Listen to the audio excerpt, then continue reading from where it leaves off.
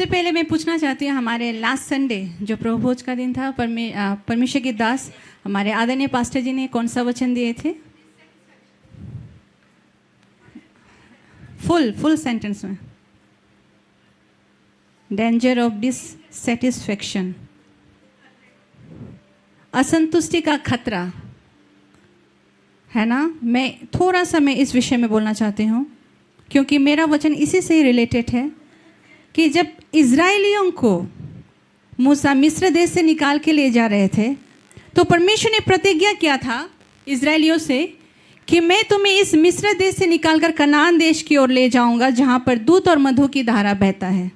परमेश्वर ने प्रतिज्ञा किया था ना सारे इज़राइलियों से। वहाँ से कितने इज़राइली निकले थे? पुरुष केवल 6 लाख और शायद औरतों को मिलाकर, बच्चों को मिलाकर 12 से 15 लाख। इतने लोगों से परमेश्वर ने, क्योंकि इज़राइली लोग परमेश्वर का अपना नीच प्रजा था और जिसे परमेश्वर बहुत ही ज़्यादा प्रेम करता था। जब देखा कि परमेश्वर कि मिस्री लोग मेरे जाति के ऊपर अत्याचार कर रहे हैं, इतने काम का बोझ उसके ऊपर पड़ रहे हैं, तो परमेश्वर को अच्छा नहीं लगा और वो अपने दास मूसा के द्वारा इज़राइलियों को उस कनान देश की ओर ले जाने के लिए सोचा। और उसने ये प्रतिज्ञा भी किया था कि मैं तुम्हें इस देश से निकालकर, जहाँ पर तुम्हें बहुत परिश्रम करना पड़े, जहाँ पर तुम्हें बहुत कष्ट सहना पड़े, मैं तुम्हें उस देश से निकालकर कनान देश की ओर ले जाऊँगा। लेकिन हम देखते हैं ना कि उस कनान देश में कितने लोग प्रवेश कर सके? 2 ही लोग। वहाँ पर मूसा भी प्रवेश नहीं कर पाया। वहाँ पर सिर्फ कालेब और यहोशू, ये 2 व्यक्ति प्रवेश कर पाए। मैं आपको पूछना चाहती हूँ बहुत ही शॉर्ट में कि वे लोग क्यों प्रवेश नहीं कर पाए उस कनान देश में? अगर मैं बहुत ही एक सेंटेंस में बोलूँ तो उन लोग ने परमेश्वर की ओर ध्यान ना देकर, परमेश्वर की आज्ञा की ओर ध्यान ना देकर भौतिक चीज़ों पर ज़्यादा ध्यान दिया। क्या खाएंगे?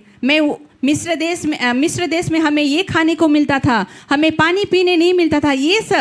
यही सब चीज़ के ऊपर उन लोग क्या ज़्यादा फोकस किया। लेकिन परमेश्वर चाहता था कि परमेश्वर के लोग परमेश्वर को ज़्यादा ध्यान दें। आज मेरा वचन भी इसी से ही रिलेट कर रहा है। जो वचन व्यक्तिगत रूप से मुझे परमेश्वर में आगे बढ़ने के लिए और परमेश्वर के लिए अपना जीवन को जीने के लिए बहुत ही उत्साह देता है, मैं वो वचन आपके साथ में आज के दिन में मैं शेयर करना चाहती हूँ। आप खुल सकते हो कोलोसियों, ये मेरा one of the favourite verse.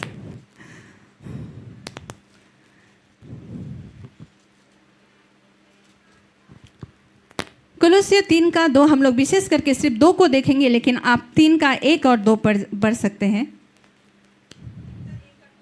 जी। 3 का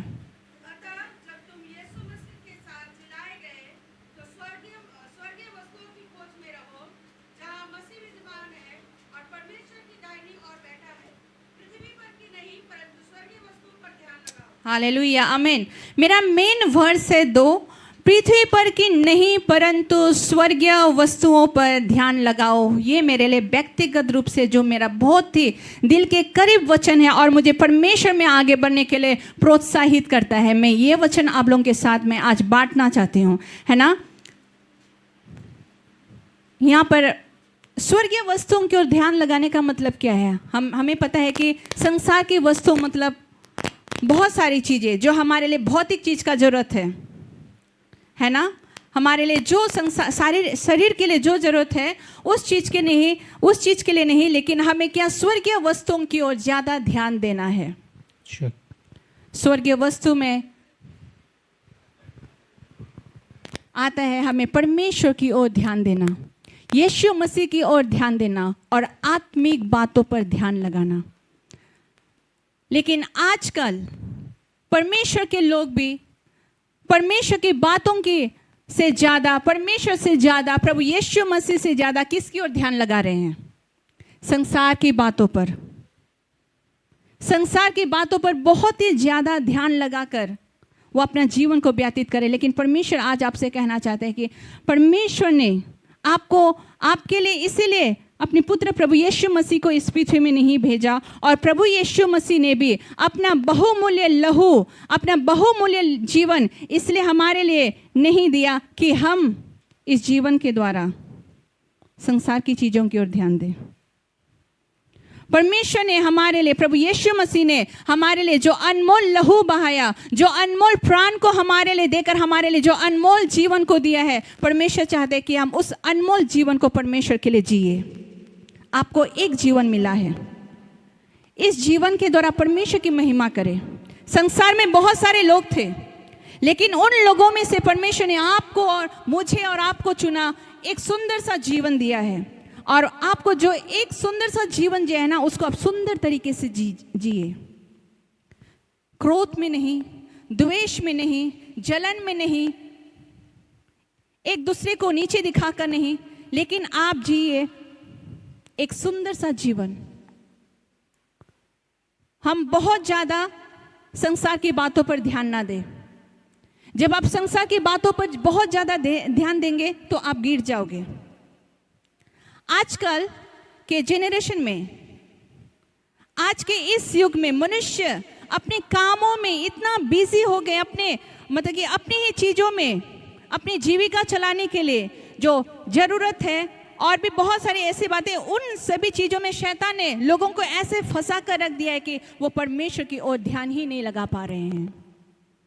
क्या आप उन लोगों में से एक हैं जो सिर्फ अब अपने कामों में, सिर्फ अपने बच्चों में, सिर्फ अपने परिवार के लिए समय तो निकाल रहे, लेकिन परमेश्वर में और प्रभु यीशु में और आत्मिक बातों में ध्यान नहीं लगा पा रहे हैं? तो परमेश्वर आज कहना चाहते हैं कि आप संसार की बातों की ओर ध्यान ना देकर संसार की चीज़ों की ओर ध्यान ना देकर स्वर्गीय वस्तुओं की ओर ध्यान दें, क्योंकि संसार की चीज़ें एक दिन नष्ट हो जाएंगे। आप जितना कमा रहे हो, आपके पास जो कुछ भी है, वो एक दिन नष्ट हो जाएगा, लेकिन प्रभु यीशु मसीह ने जो आपको अनंत जीवन दिया है वो कभी नष्ट नहीं होगा। हालेलुया। सचमुच जो परमेश्वर की ओर और जो प्रभु यीशु मसीह की ओर ध्यान को लगाते हैं, प्रभु यीशु मसीह की ओर अपनी नज़र को उठाते हैं और संसार की बातों, संसार की ओर ज़्यादा ध्यान नहीं देते, उसके जीवन में हम 4 पॉइंट्स को देखेंगे। पहला पॉइंट, जो लोग परमेश्वर की ओर ज़्यादा ध्यान लगाते हैं, या तो आत्मिक जीवन में, आत्मिक क्षेत्र में ज़्यादा ध्यान लगाते हैं, परमेश्वर में आगे बढ़ने की हमेशा कोशिश में रहते हैं, परमेश्वर में लगे रहने की हमेशा कोशिश में रहते हैं, उसे संसार की कोई भी बात उन्हें प्रभाव नहीं करता। संसार की कोई भी बातें, संसार की कोई भी लोग उससे प्रभावित नहीं कर सकते। अगर आप संसार की बातों से बहुत ज़्यादा प्रभावित हो रहे हो और लोगों की बातों से बहुत ज़्यादा प्रभावित हो रहे हो, तो आप खुद को जांचना पड़ेगा हमें। आइए हम एक वचन को खोलते हैं, भजन संहिता, जो सभी को जानते हैं, भजन संहिता 1 का 1 और 2। जो परमेश्वर की ओर अपनी नज़र को उठाते हैं, जो परमेश्वर की ओर ज़्यादा ध्यान को देते हैं, वे मनुष्य क्या होते हैं? वे मनुष्य धन्य और आशीषित होते हैं, और वो अपने जीवन में क्या नहीं करते हैं। आइए हम देखते हैं भजन संहिता 1।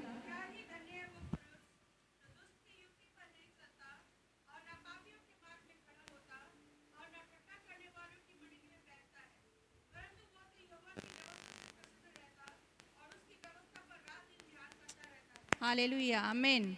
इसमें ना मैं ये कहना चाहती हूँ कि जो लोग परमेश्वर की ओर ज़्यादा ध्यान करते हैं, स्वर्गीय वस्तुओं की ओर ज़्यादा ध्यान देते हैं ना, वे लोग धन्य पुरुष होते हैं। पुरुष और महिला दोनों होते हैं, और वे आशीषित होते हैं। और वे किन चीज़ों से प्रभावित नहीं होते? वे संसार के लोगों से, वे संसार के बातों से प्रभावित नहीं होते। हम विश्वासी लोग भी बहुत सारे समय में लोगों की बातें सुनकर बहुत ही निराश हो जाते हैं, बहुत ही दुखित हो जाते हैं, लेकिन परमेश्वर चाहता है कि संसार की बातों को छोड़कर आप परमेश्वर की बातों में ज्यादा ध्यान दें।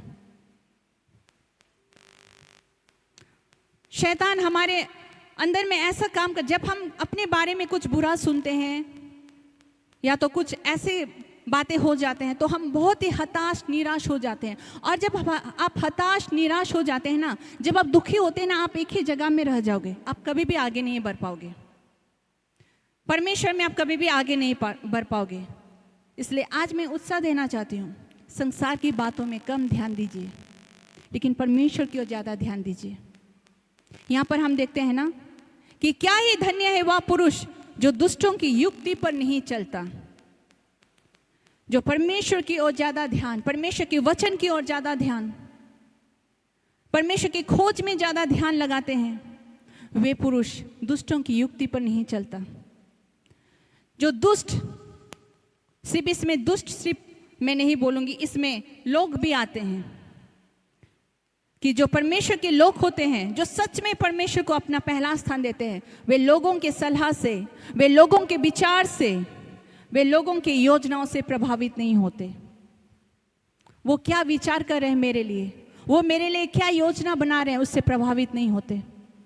और आपको सलाह लेना है तो, आपको कोई योजना बनाना है तो आप ऐसे व्यक्ति के पास जाइए जो परमेश्वर के वचन को जानते हैं और आपको सही सलाह देगा। क्योंकि दुष्ट व्यक्ति लोग कभी भी आपको सही सलाह नहीं देगा। अगर आप उसके सलाह को लेंगे आप गिर जाओगे। लेकिन हम बुद्धिमान हैं, बुद्धिमानी की तरह हमें काम करना है। आपको कुछ भी सलाह लेना है, आपको कुछ भी योजना बनाना है तो परमेश्वर के दास के पास जाइए और जिसको वचन का अच्छा ज्ञान है उसके पास जाइए। क्योंकि आप आधे अधूरे जो वचन का ज्ञान को जानते हैं उसके पास जाओगे, आपको गलत सलाह देंगे और आप नष्ट हो जाओगे। और यहाँ पर आगे कहता है, नापापियों के मार्ग में खड़ा होता है। जिसका ध्यान परमेश्वर की ओर लगे रहता है, जो दिन और रात परमेश्वर के वचन में अपने जीवन को व्यतीत करते हैं, वो पापियों के मार्ग में कभी खड़ा नहीं होता। क्योंकि उस व्यक्ति को पता है कि जो पापी का मार्ग होता है वो बहुत ही चौड़ा होता है। मत्ती 5:17 में हम इसे पाते हैं ना कि जो चौड़ा फाटक, चौड़ा रास्ता है उसमें सभी लोग चल सकते हैं। वहां पर अंधे भी चल सकते हैं, वहां पर लंगड़े भी चल सकते हैं, वहां पर जैसा भी व्यक्ति चल सकते हैं। लेकिन जो सकरे मार्ग होता है, जो छोटे मार्ग होते हैं, वहां पर जो सावधानी से चलते हैं वही चल सकते हैं। और परमेश्वर का वचन हमसे कहता है कि हम सकरे मार्ग से चलने वाले लोग हैं। बड़े ही सावधानी से हमें, परमेश्वर के लोग को बड़े ही सावधानी से, पापियों के संग नहीं, उसके आदत से प्रभावित होकर नहीं, लेकिन हमें परमेश्वर के उस प्रभु यीशु मसीह से प्रभावित होकर, जो उसने दुख और कष्ट को सहा, उस सक्रिय मार्ग में चलकर उसने विजय को प्राप्त किया, हमें भी उस सक्रिय मार्ग, जो छोटे मार्ग है, उसमें चलना है। क्योंकि वो छोटे मार्ग क्या में ले जाता है, हमें अनंत जीवन दिलाता है। और जो चौड़ा मार्ग है वो विनाश में ले जाता है। हम कौन सा मार्ग में चल रहे हैं? हम चौड़े मार्ग में चल रहे हैं जहां पर सारे लोग, संसार के सारे लोग चल रहे हैं, या हम लोग सक्रिय मार्ग में चल रहे हैं जो परमेश्वर के लोग चलते हैं। और आगे परमेश्वर का वचन कहता है कि ना ठट्ठा करने वालों की मंडली में बैठता है। जो लोग परमेश्वर की ओर, स्वर्गीय वस्तुओं में ज्यादा ध्यान को लगाते हैं, वो ठट्ठा करने वाले मंडली के साथ कभी नहीं बैठता है। मंडली मतलब ये मत समझिए कि चर्च सिर्फ मंडली है। मंडली उससे भी कहा जाता है जो बाहर के लोग 6-7 जन मिलकर एक झुंड बनाते हैं, उसको भी मंडली कहते हैं। वहां पर शायद हो सकता है वे लोग दूसरों की बातें करके हंस रहे होंगे, दूसरों की कमजोरी की बातें कह के उन लोग ठट्ठा कर रहे होंगे। परमेश्वर के लोग उस जगह में, उस मंडली में कभी नहीं जाते हैं, जो लोग परमेश्वर की ओर ज्यादा ध्यान लगाते हैं। आज हम कैसे हैं?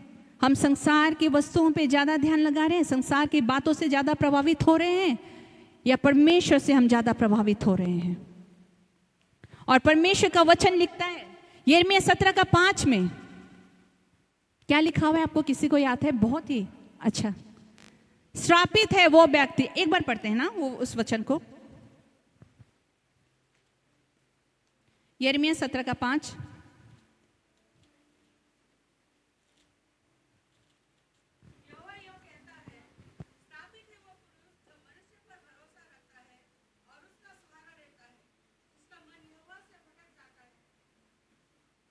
6 भी पढ़ दीजिए।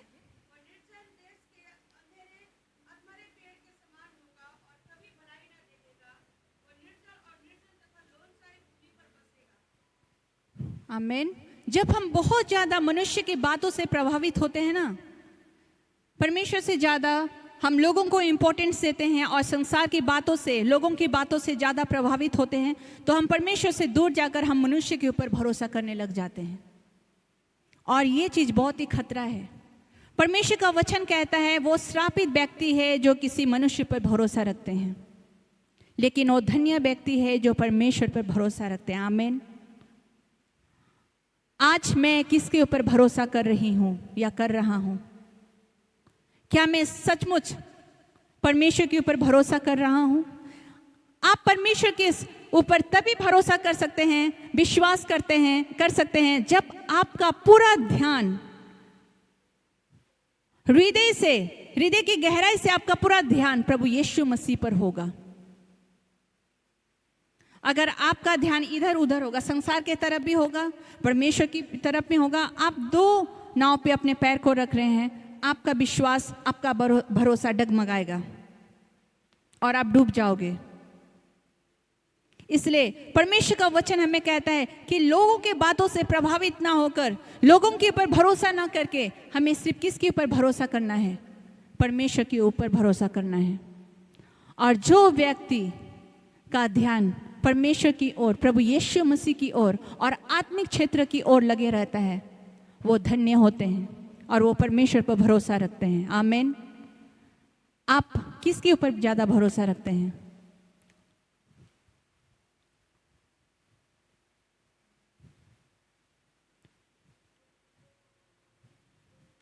हम दूसरों के जीवन के लिए ना आशीष का कारण बने।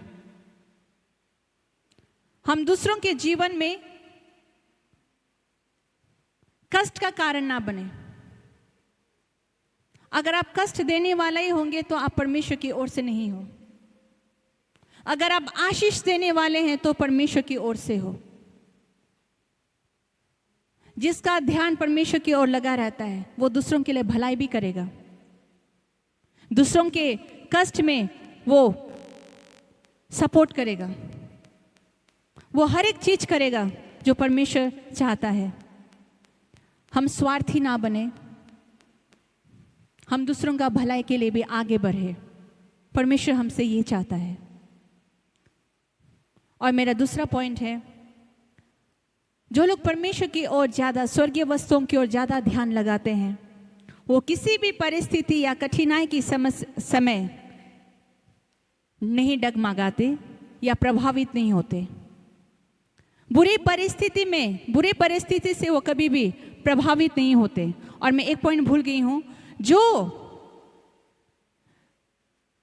व्यक्ति संसार की बातों से ज्यादा प्रभावित नहीं होते हैं, वे लोग और परमेश्वर की ओर ज्यादा ध्यान करते हैं, वे लोग किसके समान होते हैं? जो दुष्टों की युक्ति पर नहीं चलते, पापियों के मार्ग में खड़ा नहीं होते और ठट्ठा करने वाली मंडलियों के बीच में नहीं बैठते। वे लोग उस पेड़ के समान होते हैं जो नदी के किनारे लगा हुआ पेड़ के समान है। और वे लोग किससे ज्यादा प्रभावित होते हैं पता है? परमेश्वर के वचन से। वे लोग दिन और रात परमेश्वर के वचन, परमेश्वर की व्यवस्था से प्रसन्न होता है। वे लोग मनुष्य की बातों से प्रभावित नहीं होते हैं, लेकिन परमेश्वर के वचन से प्रभावित होते हैं।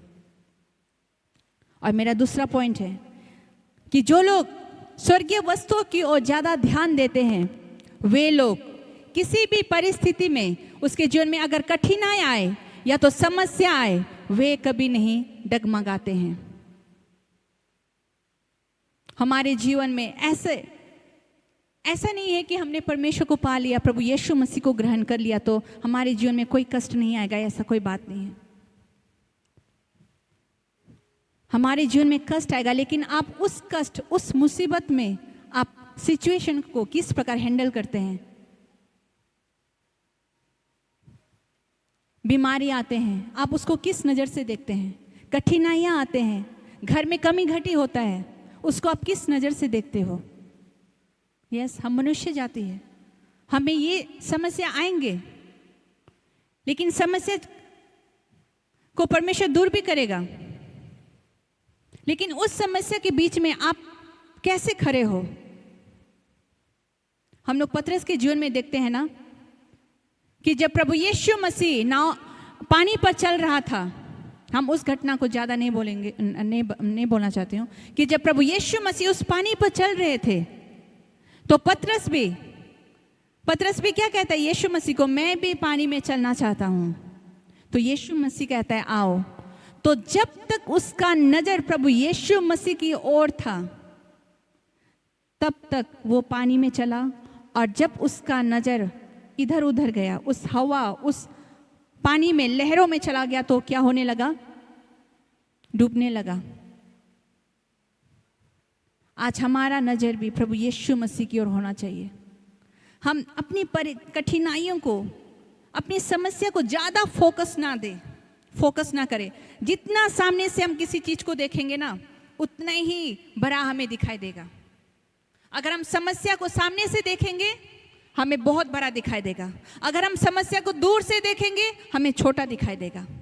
लेकिन हमें उसके बदले क्या करना चाहिए पता है? हमें परमेश्वर को नज़दीक से देखना चाहिए। तभी वो परिस्थिति, जो कठिनाई का परिस्थिति, जो मुसीबत का परिस्थिति, उसको हम क्या छोटा देख पाएंगे। हम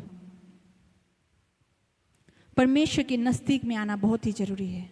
और जो लोग स्वर्गीय वस्तुओं की ओर, परमेश्वर की ओर ज़्यादा ध्यान देते हैं ना, उसके लिए वो समस्या छोटा दिखाई देता है। और परमेश्वर का वचन कहता है भजन संहिता 34:5 में, अगर कोई पढ़ दे मेरे लिए तो बहुत अच्छा होगा।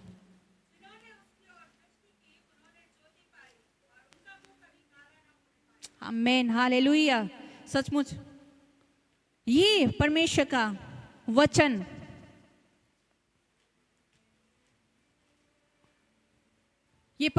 वचन जो ये बाइबल है, ये 100% सच है। और परमेश्वर ने यहाँ पर जो वादा किया है ना, प्रतिज्ञा किया है, वो हमारे लिए जरूर पूरा करेगा। लेकिन जब हम परमेश्वर में रहेंगे तभी पूरा होगा। अगर हम संसार में ज़्यादा ध्यान लगाएंगे, आप प्रार्थना करोगे, आपको प्रार्थना का उत्तर नहीं मिलेगा। परमेश्वर चाहता है समर्पणता का जीवन। वचन कहता है कि जिन्होंने उसकी ओर दृष्टि की उन्होंने ज्योति पाई और उनका मुंह कभी काला होने नहीं पाया।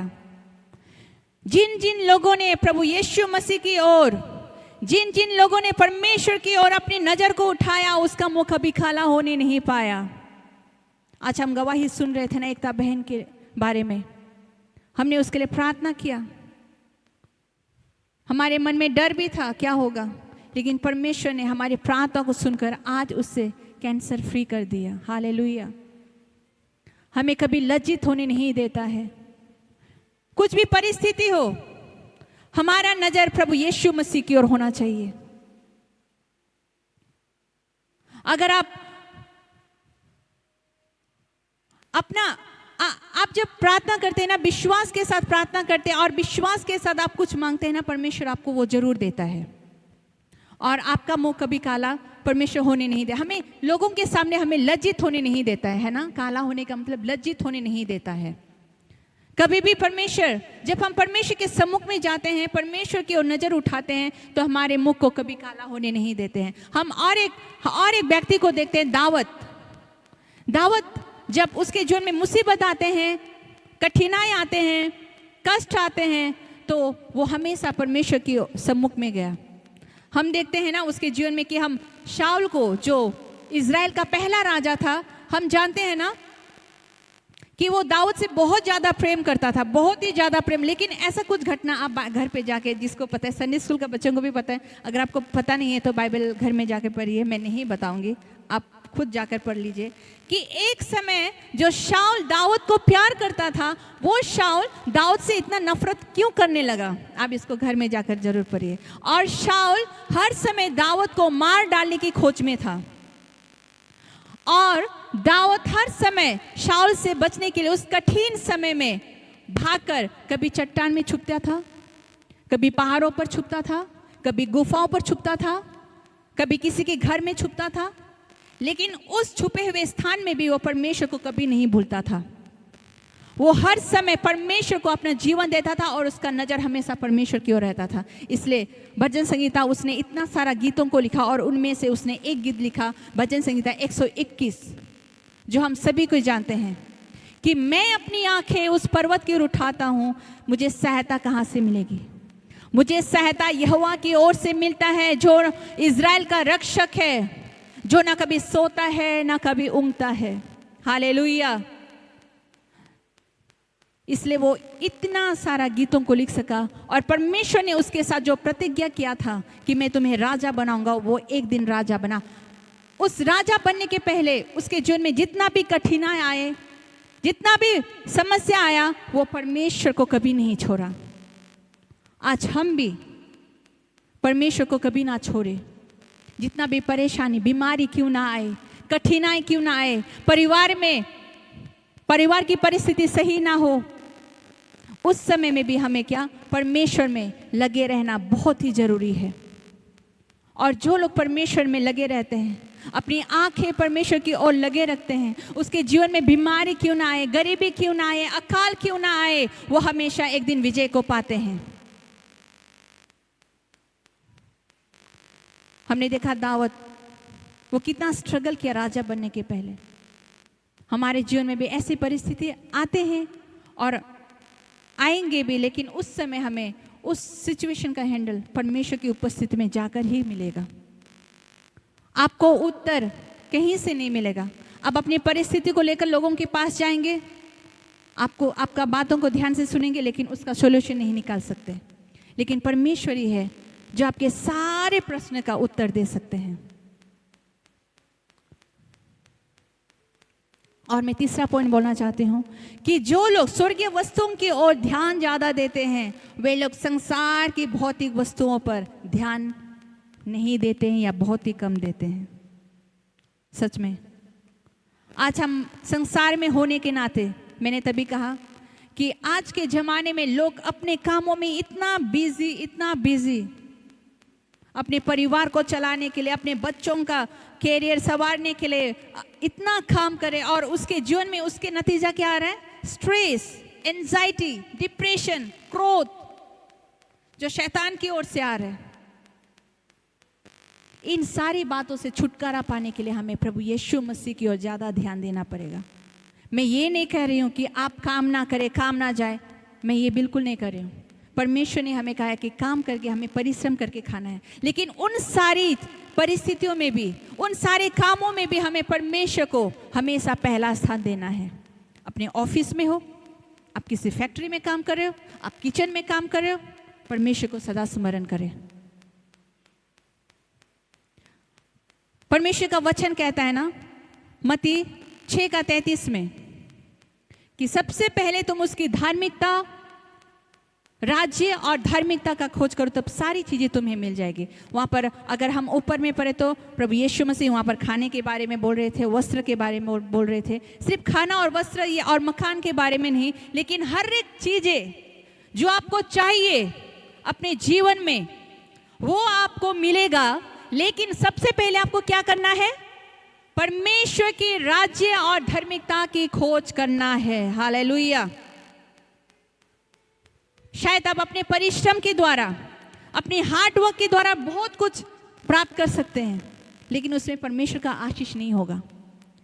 लेकिन जब आप परमेश्वर के राज्य और धार्मिकता को पहला स्थान देकर उसकी खोज करेंगे, अपने कामों में जाएंगे, आप जितना कमाते हैं उसमें ही परमेश्वर आपको आशीष देगा। आज बहुत सारे लोग बहुत कमाते हैं, लेकिन उन लोग के परिवार में कमी घटी, क्योंकि उन लोग परमेश्वर को नहीं जानते हैं। लेकिन हम परमेश्वर को जानते हैं और परमेश्वर का वचन को भी जानते हैं कि जो लोग परमेश्वर की ओर ज़्यादा ध्यान और स्वर्गीय वस्तुओं की ओर ध्यान लगाते हैं, उसके जीवन में कमी घटी भी आएंगे तो परमेश्वर उसे जरूर पूरा करेगा। सिर्फ खाने का बात नहीं कर रही हूँ मैं, वस्त्र के बारे नहीं बोल रही हूँ मैं, घर के बारे नहीं बोल रही हूँ मैं। उन सारी चीज़ें जो आप अपने हृदय से करना चाहते हो और अपने हृदय में अपने जीवन में आप पाना चाहते हो, वो औधा, वो स्थान, वो नौकरी, अपने बच्चों के लिए कुछ करना, बच्चों को बनाना, ये सब चीजें आपको मिल जाए, आप कर पाओगे। लेकिन उससे पहले आपको परमेश्वर को पहला स्थान देना होगा। मैं देखती हूँ परमेश्वर के दासों को और उनके बच्चों को कि परमेश्वर के दास लोग इतना हार्ड वर्क करते हैं परमेश्वर के लिए। हमारे यहाँ पर उदाहरण भी है, हमारे शालेम भाई और भी बहुत सारे मैंने ऐसे परमेश्वर के दासों को देखा है और उसके बच्चों को देखा है। वो लोग अपने समय में इतना हार्ड वर्क करते हैं, परमेश्वर के लिए इतना सेवाकाय करते हैं, धूप में, बारिश में, हर परिस्थिति में, खाकर नहीं खाकर वे लोग परमेश्वर की सेवाकाय करते हैं। और हम लोग अंत में क्या देखते हैं? उन लोग के बच्चे खड़े हो जाते हैं, परमेश्वर ने खड़ा करते हैं। ऐसा मैंने कोई भी परमेश्वर के दासों को नहीं देखा जिसका बच्चे कुछ ना कुछ ना करते हुए, सभी कोई काम करते हैं, क्योंकि परमेश्वर ने उसके प्रतिफल, जो परमेश्वर के दास दासियों ने परमेश्वर के लिए जो काम को किया उसका प्रतिफल जरूर देता है। आप परिश्रम कीजिए परमेश्वर के लिए, परमेश्वर आपके द्वारा आपके बच्चों को भी आशीष देगा। सिर्फ परमेश्वर के दास और दासियों के लिए मैं ये बातें नहीं बोल रही, लेकिन हम जो साधारण विश्वासी है, अगर हम परमेश्वर में परिश्रम करेंगे, परमेश्वर के लिए अपने जीवन को बिताएंगे, हमारा भरोसा, हमारा विश्वास अगर परमेश्वर में होंगे, तो हमारे बच्चे भी हमारे द्वारा ही आशीष पाएंगे। पास्टर अम्मा बहुत हताश होती है कभी कभी सोफिया सबको लेकर, लेकिन मैं ये बोलना चाहती हूँ कि आप निराश और हताश मत होइए, परमेश्वर सही समय में हमारे बच्चियों को खड़े करेंगे।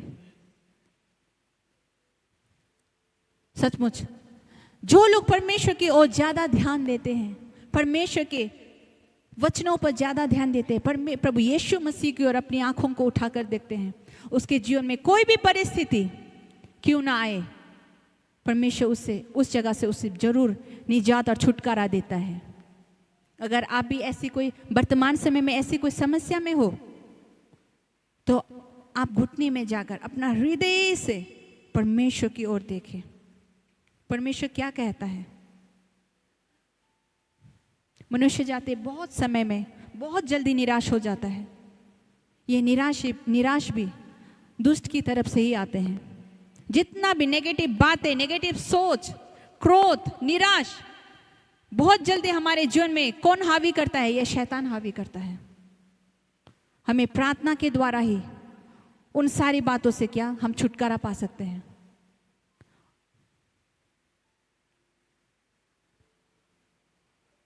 हम सिर्फ लेने वाला ना बने, लेकिन देने वाला भी बने। परमेश्वर ने हमें जो आशीष को दिया है उससे हम बांटना सीखे ना। कष्ट के समय में आप दूसरों को हेल्प कीजिए, दुख के समय में आप दूसरों को हेल्प कीजिए। जब किसी का बुरा परिस्थिति है उस समय आप लोगों को हेल्प कीजिए। ये परमेश्वर का वचन हमें सिखाता है। सिर्फ हम जो लोग परमेश्वर की ओर अपनी आंखों को उठाकर देखते हैं और परमेश्वर के वचन पर दिन रात मनन करते हैं, उसे संसार की किसी भी भौतिक चीजों से और भौतिक चीजें प्रभावित नहीं कर सकते। और मैं अंतिम पॉइंट बोलना चाहती हूँ, जो लोग अपना ध्यान संसार की बातों पर कम और परमेश्वर की ओर ज्यादा लगाते हैं, स्वर्गीय वस्तु पर लगाते हैं, उससे परमेश्वर जरूर विजय को देता है। आमीन। हम पुराने नियम में देखते हैं ना कि पुराने नियम में ज्यादा से ज्यादा क्या लड़ाई होते थे, और वो अगर लड़ाई परमेश्वर अगर उस लड़ाई को अगुवाई करता था तो वो लड़ाई जरूर जीतता था। हम यहोशू को देखते हैं ना, उसने बहुत सारा युद्ध किए, उन सारे युद्ध को उसने जीता, सिर्फ एक युद्ध के वजह से वो हारा, वो भी अपनी ही लोगों की गलती की वजह से। आज हमारा युद्ध, आज हम उस प्रकार का युद्ध नहीं करते, लेकिन आज हमारा युद्ध किससे आपको पता है? अपने से युद्ध होता है। शरीर की अभिलाषा, आंखों की अभिलाषा, अपने ही शरीर से युद्ध होता है। और साथ ही हमारा युद्ध किससे होता है? अंधकार के हाकिमों से। जो लोग परमेश्वर में लगे रहता है, जो लोग परमेश्वर के सम्मुख में आकर घुटना टेकते हैं, जिसका ध्यान परमेश्वर की ओर हमेशा रहता है, परमेश्वर उस युद्ध में आगे बढ़कर उसे जरूर विजय को देता है। हालेलुया। अगर आप खुद अपने परिवार की परिस्थिति से लड़ना चाहोगे, आप खुद अपने शरीर की अभिलाषाओं से लड़ना चाहोगे, आप कुछ दिन शायद विजय प्राप्त करोगे, लेकिन आप उसी में फिर से पड़ जाओगे। लेकिन जब आप परमेश्वर को आगे रखकर उस युद्ध को लड़ेंगे तो परमेश्वर उसमें जरूर विजय को देंगे। विजय परमेश्वर की ओर से ही है। आपके व्यक्तिगत जीवन में आप किस युद्ध से गुजर रहे मुझे नहीं पता। शायद आप व्यक्तिगत रूप से किसी लड़ाई में हो, अपने बच्चे को लेकर कुछ अपने मन अंदर युद्ध हो, अपने पति को लेकर, अपने परिवार को लेकर, अपने समाज में कुछ ऐसी बातों को लेकर शायद आप युद्ध कर रहे हैं। तो आप घुटने टेककर परमेश्वर के सम्मुख में ले जाइए उस बातों को। देखना परमेश्वर आपको जरूर विजय दिलाएगा। हमने 4 पॉइंट देखा कि जो लोग संसार की वस्तुओं पर ध्यान ना देकर स्वर्गीय वस्तुओं की ओर ज्यादा ध्यान लगाते हैं, वे लोग क्या क्या होते हैं। मनुष्य की बातों से बहुत जल्दी प्रभावित नहीं होते हैं। कोई भी समस्या क्यों ना आए उससे वो प्रभावित नहीं होते। जितना भी कठिनाई क्यों ना आए, क्योंकि उसका ध्यान किसके ऊपर है? परमेश्वर के ऊपर। और तीसरा है, जो लोग परमेश्वर की ओर ज्यादा ध्यान अपनी नजर को उठाकर देखते हैं, वो संसार की भौतिक वस्तुओं पर ज्यादा ध्यान नहीं लगाते हैं। और चौथा देखा कि उससे हर परिस्थिति में वो परमेश्वर उससे विजय को दिलाते हैं। हमारा पश्चिम बंगाल में हमारे राज्य ध्यान किसके ऊपर होना है? परमेश्वर की ओर होना है। हालेलुया। जो हमें सब कुछ प्रोवाइड करता है, जो हमें सब कुछ देता है, हमारा जीवन का सोर्स ही है, स्रोत ही है प्रभु यीशु मसीह परमेश्वर पिता। वही हमारे जीवन में जो कुछ जरूरत है वही हमारे जीवन में पूरा करेगा। संसार के लोग अगर मनुष्य के ऊपर में भरोसा करते तो हमारा भरोसा किसके ऊपर होना है? हमारा भरोसा परमेश्वर की ओर होना है। हमें अपना जीवन का बागडोर, जो हमारा जीवन का रस्सी है ना, अगर हम खुद पकड़ेंगे हम गिर जाएंगे। हमको थोड़ा सा दूर में जाएंगे लेकिन उसके बाद हम गिर जाएंगे। लेकिन आप अपना जीवन का बागडोर, आप अपना जीवन का रस्सी अगर परमेश्वर के हाथों में दे तो आपको सही मार्ग पे ले जाएगा। हालेलुया। आप अपना जीवन का जो कुछ है वो परमेश्वर के हाथ में सौंप दीजिए। परमेश्वर आपको सही मार्ग में ले जाएगा। और स्वर्गीय वस्तुओं का मतलब सिर्फ यही नहीं है कि परमेश्वर और प्रभु यीशु मसीह ध्यान लगाना, इतना ही नहीं, हमें वो लोग स्रोत है, वो सोर्स है परमेश्वर और प्रभु यीशु मसीह। और उसके अलावा हमें क्या करना है? किस चीज में ध्यान देना है? हमें प्रार्थना में ध्यान देना है। जो स्वर्गीय वस्तु, हमें प्रार्थना में ध्यान देना है। हमें परमेश्वर के वचन की ओर ध्यान देना है। परमेश्वर के वचन को हमें दिन रात मनन करना है। परमेश्वर के वचन को पढ़ना है। बहुत कम लोग शायद परमेश्वर के वचन को पढ़ते हैं, लेकिन मैं आपको उत्साह करना चाहती हूँ कि परमेश्वर का वचन ही है जो आपको हर परिस्थिति में आपको स्ट्रॉन्ग करता है। परमेश्वर का वचन ही है जो जब आप गिरने वाला रहते हैं तो उस समय उठाते हैं। उपवास है, आप उपवास में लगे रहिए, एक दूसरे की भलाई में लगे रहिए। यही सब है। संसार की बातों को छोड़कर, संसार की भौतिक चीजों को छोड़कर, हमें क्या जरूरत है, क्या जरूरत है उसको छोड़कर ज्यादा से ज्यादा हमारा ध्यान परमेश्वर की ओर होना चाहिए। हमारे बेथेस्दा मंडली के लोग परमेश्वर में अब आगे बढ़ते रहिए, परमेश्वर की खोज में लगे रहिए। शायद अभी आपको कुछ रिजल्ट दिखाई नहीं दे रहा है, कुछ नतीजा शायद आपको दिखाई नहीं दे रहा है, लेकिन परमेश्वर आपके लिए कुछ ना कुछ तैयार करके रख रहा है। बहुत सारे समय में हमें रिजल्ट दिखाई नहीं देता। मैं इतना प्रार्थना करती हूँ, आप लोग बहुत समय सोचते हैं कि मैं इतना प्रार्थना करती हूँ, मैं इतना प्रार्थना करता हूँ, कुछ रिजल्ट दिखाई क्यों नहीं देता है, कुछ नतीजा क्यों नहीं निकल रहा है। लेकिन परमेश्वर गुप्त तरीके से कहीं ना कहीं आपके लिए कुछ काम कर रहा है जिसे हम देख नहीं सकते। वो परमेश्वर आपके लिए पर्दे के पीछे काम करने वाला परमेश्वर है। जो हताश है, यहाँ पर अगर कोई व्यक्ति, कोई माँ, कोई पिता या कोई भाई या बहन, आप हताश, निराश, आपके अंदर कुछ उत्साह नहीं है, तो मैं आपसे ये आपको मैं प्रोत्साहन करना चाहती हूँ कि आप जो कुछ भी परिस्थिति हो परमेश्वर में आगे बढ़ते जाइए।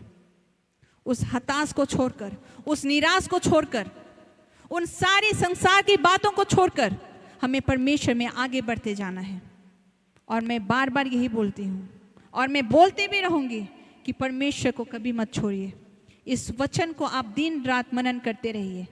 जब परिस्थिति, तब जब आप परमेश्वर के वचन को दिन रात मनन करते रहोगे ना, तो आप किसी भी परिस्थिति में, किसी भी परिस्थिति से आप प्रभावित नहीं होगे।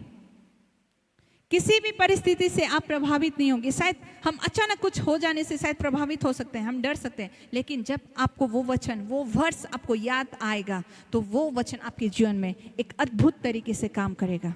हालेलुया। परमेश्वर को धन्यवाद, ये वचन मुझे बोलने के लिए मौका दिया। मैं बहुत ही शॉर्ट टाइम में तैयारी की, और परमेश्वर को धन्यवाद कि इसी प्रकार मेरे लिए भी प्रार्थना कर दीजिए कि मैं भी अभी सीख रही हूँ, और मैं बोलना चाहती हूँ कि मैं बहुत कुछ सीखना चाहती हूँ, बहुत कुछ परमेश्वर में बहुत आगे तक मैं बढ़ना चाहती हूँ। और आप लोग मेरे लिए व्यक्तिगत रूप से प्रार्थना कर दीजिए कि जो मैं करना चाहती हूँ परमेश्वर मेरे जीवन में होकर वो काम करे। और सिर्फ मेरी ही इच्छा नहीं, लेकिन परमेश्वर का भी इच्छा उसमें बहुत ही होना जरूरी है। मेरे परिवार के लिए प्रार्थना कीजिए, मेरे बच्चों के लिए। हम भी आपके लिए प्रतिदिन प्रार्थना करते हैं। हमारे सुबह के प्रेयर में, हमारे रात के प्रेयर, जो नाइट प्रेयर होते हैं, एक दूसरे के लिए प्रार्थना करना ना छोड़ें।